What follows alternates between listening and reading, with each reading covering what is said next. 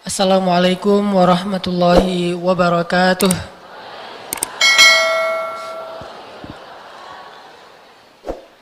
Apa kabar ibu-ibu semuanya?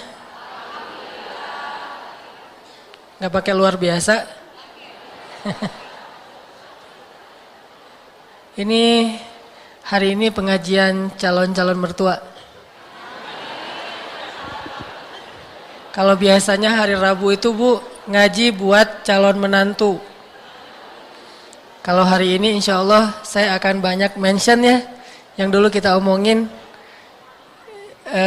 Karena banyak kelihatan calon mertua yang solehah. Ini di sebelah sini udah pada siap Bu. Alhamdulillahirrabbilalamin. Alhamdulillahi wa kafa. Wassalatu wassalamu ala rasulillahil mustafa. Wa ala alihi wa sahbihi ahli siddiqi wal wafa. Pertama-tama kita panjatkan puji dan syukur kepada Allah Subhanahu wa taala atas nikmat usia yang Allah berikan kepada kita. Gak berasa sekarang kita udah berada di akhir atau di penghujung bulan Sya'ban. Kurang dari 1 minggu lagi insya Allah kita akan kembali bertemu dengan bulan suci Ramadan. Dan mudah-mudahan Allah Subhanahu wa taala memberikan kita kesempatan tahun ini bisa berpuasa Ramadan. Tidak ada satu halangan pun kecuali sesuai dengan fitrah, yaitu ibu-ibu. Mudah-mudahan tetap sehat sampai selesai Ramadan dan seterusnya.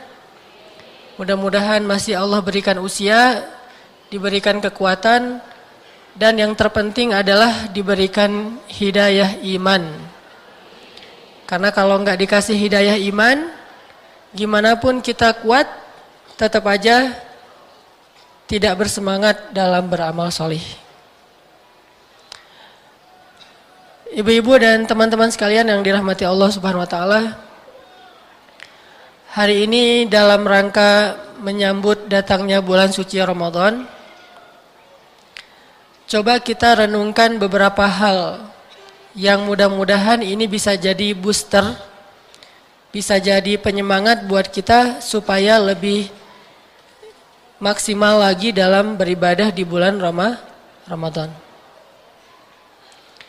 Salah satu di antara hal yang keren dalam bulan Ramadan itu adalah bulan Ramadan, terutama buat orang-orang yang berpuasa, adalah bulan doa. Bulannya doa. Makanya kalau kita perhatiin di dalam paragraf ayat tentang puasa Ramadan, nanti setelah Allah ngomong tentang kewajiban berpuasa, di bawahnya tuh ada ayat tentang motivasi dan janji Allah untuk hamba-hamba yang berdoa setelah dia berpuasa. Kalau kita perhatiin di dalam surat Al-Baqarah ayat 183 sampai 187, itu kan ayat tentang Ramadan tuh. Kalau yang paling populer mah 183 sampai 185 ya. Sebetulnya ayat tentang Ramadan di dalam paragraf itu dari 183 sampai 187. Kalau 183 sampai 185 itu ngomongin tentang fikih puasa. Terus 187-nya ngomongin tentang adab-adab berpuasa, terutama bagi suami istri. Dan kalau hari ini akan kita bahas, biasanya Rabu saya nggak akan bahas ini Bu, 187. Kasihan ya yang belum menikah. Kalau mau bahas 187, nikah dulu. Jadi teman-teman yang masih jomblo ayatnya 183 sampai 186 aja. Makanya kenapa dibilang menikah itu menyempurnakan setengah agama?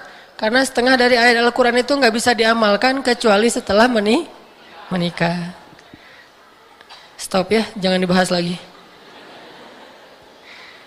Nah, selain Allah ngebahas tentang masalah puasa Ramadan, Bu, ternyata di tengah-tengah itu ada ayat 186.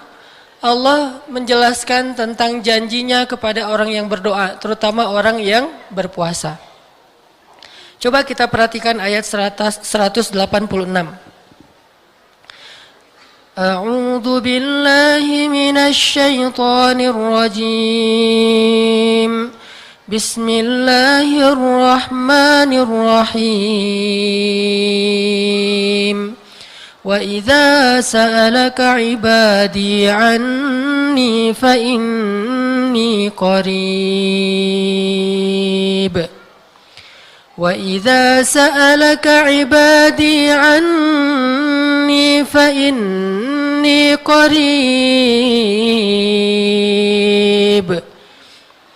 وَإِذَا سَأَلَكَ عِبَادِي عَنِّي فَإِنِّي قَرِيبٌ أجيب دعوة الداع إذا دعان أجيب دعوة الداع إذا دعان فليستجيبوا لي وليؤمنوا بي لعلهم يرشدون.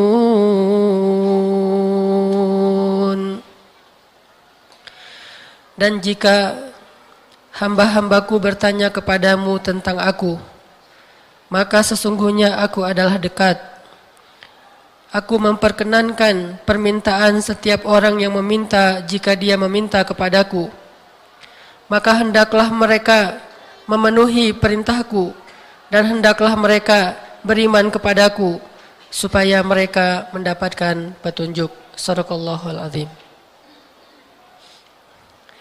Inilah ayat yang Allah letakkan di tengah-tengah paragraf tentang puasa Ramadan. Walaupun ayat ini, Bu, berlaku di bulan-bulan yang lain sih selain bulan Ramadan. Cuman kenapa ayat yang umum ini, yang temanya tentang doa, yang doa itu kita bisa baca kapan aja, di mana aja selain tempat-tempat yang najis.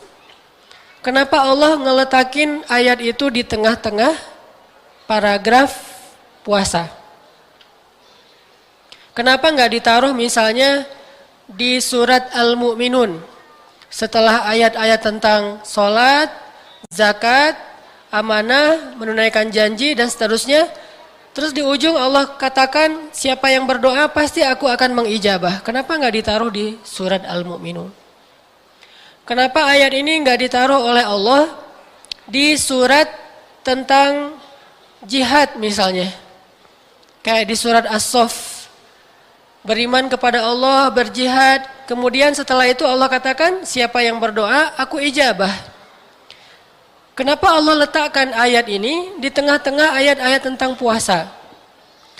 Ini sebagai bukti bahwa doa orang yang berpuasa itu adalah doa yang sangat istimewa. Seolah-olah, walaupun gak persis, seolah-olah doa orang yang berpuasa itu lebih istimewa daripada doa setelah sholat. Walaupun doa setelah sholat juga luar biasa.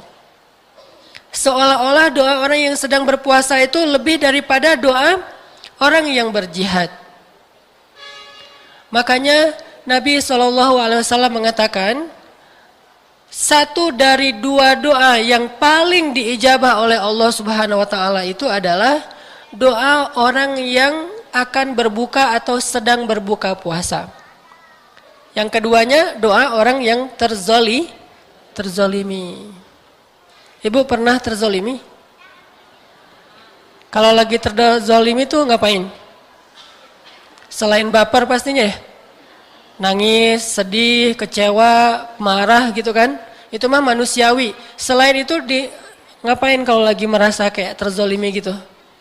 Atau siapa sih yang paling sering ngezolimi? pastinya orang ya.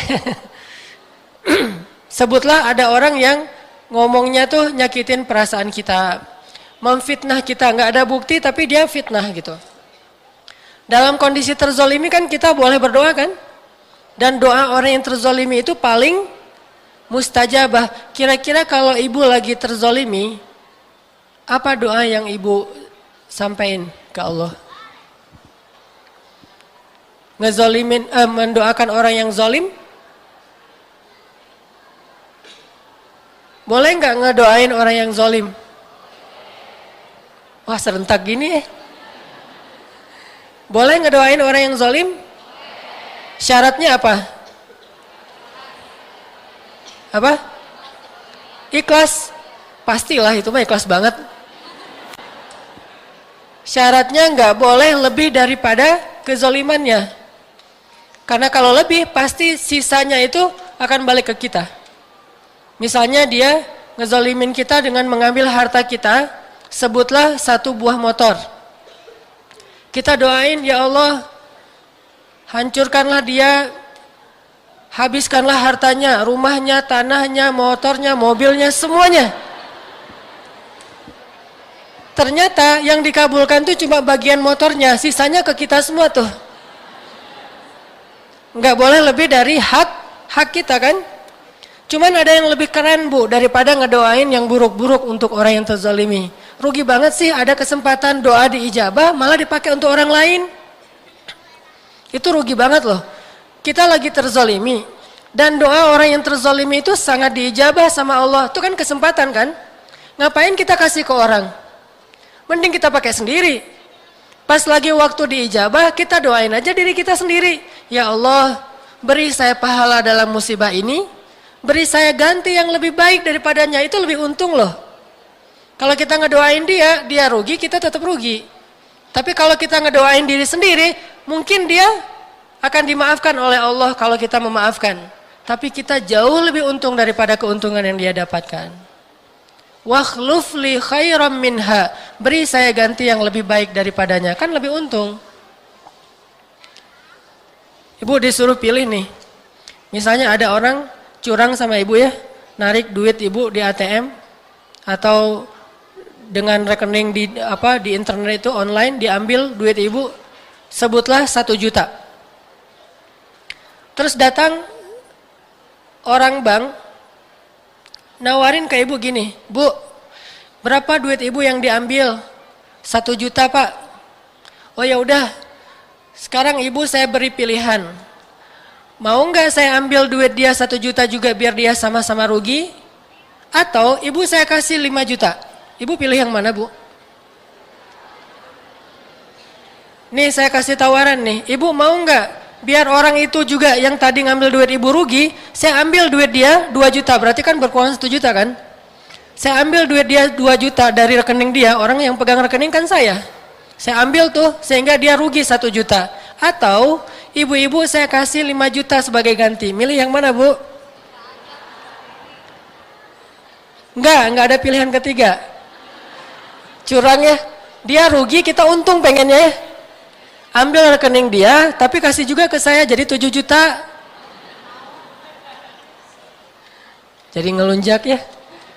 Nah, pasti kita milih yang kedua. Yang kedua dikasih 5 juta, toh walaupun dia untung 1 juta, kita untungnya 5 juta. Harusnya kesempatan berdoa seketika kita lagi dizolimin, kita pakai untuk diri kita. Sehingga nanti Allah akan ganti. Masalahnya kita percaya nggak sih sama Allah? Itu doang sih masalahnya. Percaya nggak kita sama Allah? Kalau kita lagi dizolimin, kita doa kayak doa Ummu Salamah tadi, terus Allah bakalan ngasih kita ganti yang lebih baik dari itu. Itu doang sih masalahnya, percaya apa? Enggak. Kayak kita ditikung gitu. Gak usah dibahas. Mending kita nikung balik atau kita gagalkan pernikahan 2 orang itu, atau kita doa aja biar Allah ganti yang lebih baik. Susah sih sebetulnya kayak gitu-gitu mah, baper soalnya. Nggak rela saya juga. Nah, di sini nih ujian kita nih. Ternyata selain doa orang yang terzolimi, doa yang paling diijabah sama Allah itu adalah doa orang yang berpuasa. Makanya Allah ngeletakin ayat tentang doa ini di tengah-tengah paragraf ayat-ayat puasa. Itu poin pertama, Bu. Sehingga kita pesan moralnya di bulan Ramadan tuh banyak doa. Sebulan 29 hari atau 30 hari itu kesempatan kita minta segala hal dan bisa berulang-ulang. Insya Allah Allah pasti kasih kepada kita, yakin 100%. Gak mungkin Allah gak ngasih kalau doa kita itu baik. Bahkan kalau doa kita itu agak-agak kurang baik, Allah kasih yang lebih baik dari apa yang kita minta. Pokoknya gak mungkin kecewa deh orang minta ke Allah. Kalau minta ke suami kan lama tuh ngebujuknya tuh ya. Kita harus nyiapin makanan enak dulu, terus kita pijat-pijat dulu, nyiapin kopi dulu. Setelah semua, baru ujung-ujungnya, Pah, udah lama nih nggak jalan-jalan, window shopping aja, Pah, gitu. Tuh lagi ada sale gitu ya, 70%. Karena dia udah nyaman, seneng, akhirnya ya udah mah, yuk jalan-jalan bener ya, window shopping, ya. Tapi kita udah bawa uang belanja 1 bulan. Nanti pas sudah habis baru diganti sama papa, ditodong gitu ya. Ini artinya kalau minta ke manusia itu ribet, susah untuk meyakinkan dia, untuk bisa bikin dia rela ngasih apa yang kita minta itu agak lama. Tapi kalau minta ke Allah, hari itu kita minta, detik itu kita minta, detik itu juga Allah ngasih. Pasti dikasih sama Allah kalau tidak ada penghalang terhadap doa kita. Makanya kayaknya perlu juga nih bulan Ramadan kali ini kita jadikan kayak program bulan doa. Jadi salah satu target kita bulan Ramadan ini selain setiap tahun kan targetnya khataman tuh. Ada yang khatamannya sebulan sekali, 2 kali sampai 10 kali, ada yang 30 kali. Sehari 30 juz. Atau idealnya mah sebulan 3 kali lah ya. Jadi sehari 3 juz, sehari 3 juz, sebulan 3 kali khatam misalnya. Atau selemah-lemahnya sebulan sekali. Itu kan target khataman. Sekarang bikin lagi nih. Target bulan Ramadan adalah bulan doa. Syahrud doa. Sepanjang bulan itu kita habiskan dengan berdoa. Sahur doa. Kemudian siang doa, berbuka doa, taraweh doa, malam qiyamul lail doa. Doa terus. Dan salah satu programnya adalah banyak menghafal doa-doa daily selama bulan Ramadan. Jadi kayak program gitu Bu, bulan Ramadan. Kalau selama ini kita kalau misalnya mau jalan cuma baca Bismillahirrahmanirrahim, sekarang tambah. Bismillahirrahmanirrahim, subhanalladzi sakhkhara lana hadza dan seterusnya dan seterusnya. Kan kalau umroh suka hafal tuh ya. Pasti kan pembimbingnya subhanalladzi gitu kan. Pas pulang umroh lupa lagi. Nanti ingat tahun depan pas umroh lagi gitu. Kita jadiin bulan Ramadan sebagai syahrud doa, bulannya berdoa. Dan kalau perlu Bu, hafal beberapa doa yang romantis. Kalau nggak sanggup menghafal bahasa Arabnya, hafal aja versi bahasa Indonesianya. Cari itu doa-doanya Ustadz Arifin, doa-doanya Ustadz Yusuf Mansur, doa-doanya para ulama-ulama kita yang kan bagus-bagus tuh doanya tuh. Ada di Google, ada di YouTube, tinggal ibu-ibu catat. Kalau nggak hafal, baca aja pas doa. Ya Allah, ntar contekannya di mana ya? Kecuali dalam sholat tuh nggak boleh. Kalau di luar sholat boleh banget doa pakai bahasa Indonesia, bahasa Sunda, bahkan bahasa isyarat juga boleh.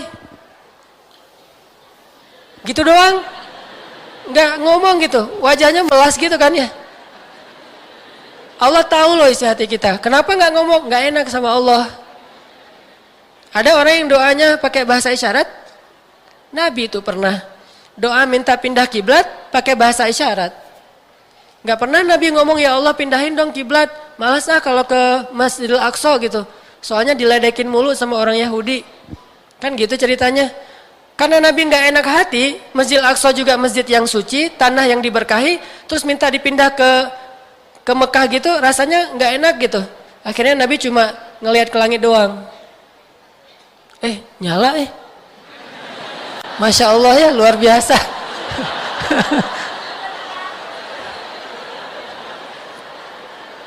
Ini bener nih. Luar biasa. Hah? Saya lihat lagi ntar padam deh kayaknya. Udah gak diijabah, udah riak soalnya. Jadi Nabi itu cuma ngelihat ke atas doang tuh Bu. Ngelihat ke atas, pulang. Besoknya pergi ke atas bukit yang agak tinggi, ngelihat ke atas lagi, pulang. Sampai beberapa hari kayak gitu, terus turun ayat. Qad nara taqalluba wajhika fis samaa falanwalliyannaka qiblatan tardaha. Kami udah lihat gimana kamu setiap hari itu menengadah ke langit, kata Allah. Sekarang kami pindahin deh kiblatnya ke arah yang kamu suka. Allah kok tahu? Alimun bidzatis sudur. Allah kan tahu isi hati hambanya. Isi hati kita dalam ilmu Allah itu sama jelasnya dengan ucapan kita loh Bu. Nggak ada bedanya. Kalau kita kan nebak-nebak isi hati orang ya. Kayaknya dia sih sayang juga sama saya. Cuman emang orangnya agak-agak jaim gitu. Nebak-nebak. GR namanya kan. Udahlah kamu mah jujur aja. Kamu cinta kan sama saya? Siapa yang bilang? Saya tahulah isi hati kamu. Emang kita Tuhan. Yang tahu isi hati seseorang itu hanya Allah. Kemudian orang itu, saya nggak bilang dan ya, karena nggak ada dan di sini.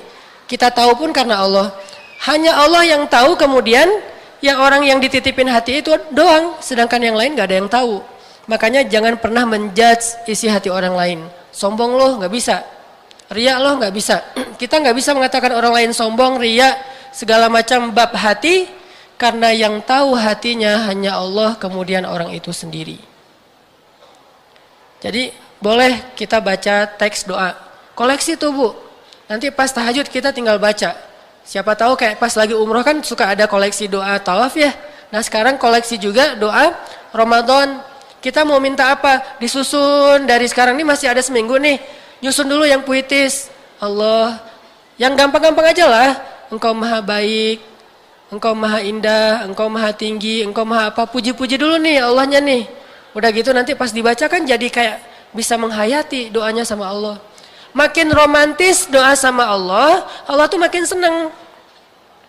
Dan Allah tuh senang banget sama orang yang rajin berdoa. Kalau ada yang bilang jangan banyak-banyak doa, malu sama Allah, nggak enak gitu, itu salah. Berarti dia memanusiakan Allah. Manusia kalau kita banyak minta dia nggak suka, tapi Allah justru dia nggak suka kalau kita nggak minta. Sehingga doa itu dalam Islam dianggap sebagai ibadah. Orang yang paling Allah cinta itu justru yang banyak minta. Dikit-dikit ya Allah, dikit-dikit ya Allah. Gitu tuh Allah suka banget.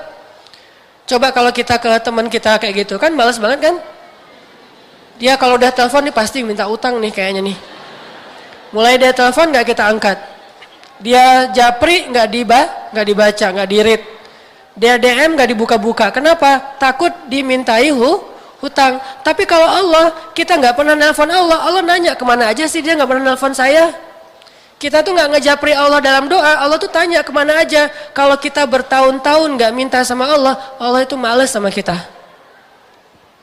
Males di sini artinya agak-agak kecewa gitu sama kita. Kenapa? Karena dianggap sebagai orang yang sombong.